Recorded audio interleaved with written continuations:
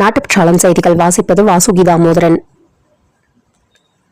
உசிலம்பட்டியில் பேருந்து நிலையம் விரிவாக்க பணிக்காக கோவில் மரங்களை வெட்டுவதற்கு சமூக ஆர்வலர்கள் மற்றும் கடை வியாபாரிகள் எதிர்ப்பு தெரிவித்ததால் பரபரப்பு.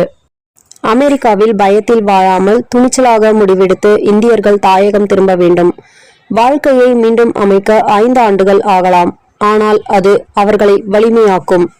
இன்றைய இந்திய திறமைசாலிகளுக்கு ஏராளமான வாய்ப்புகளை வழங்குகிறது.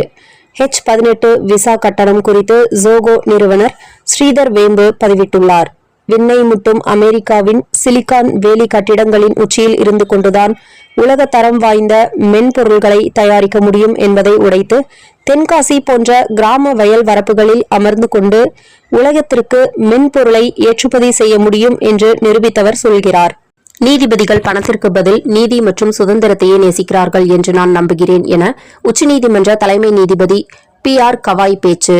தங்கள் அதிகாரத்தை மிகுந்த பணிவுடனும் பொறுப்புடனும் நீதிபதிகள் பயன்படுத்த வேண்டும். ஒரு சில நீதிபதிகள் செய்யும் மோசமான செயல்கள் கூட முழு நீதித்துறையின் நற்பெயருக்கு களங்கம் ஏற்படுத்தும் என கூறியுள்ளார்.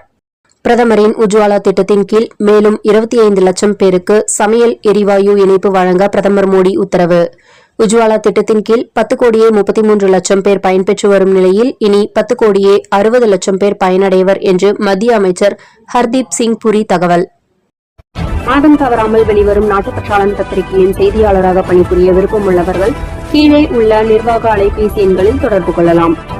7904478915 மற்றொரு எண் 994434 410333. நாட்டுப்பற்றாளன் யூடியூப் சேனலில் விளம்பரம் செய்து பயன்பெறுங்கள். நமது நாட்டுப்பற்றாளன் செய்திகளை அறிந்து கொள்ள யூடியூப் சேனலை சப்ஸ்கிரைப் செய்யுங்கள்.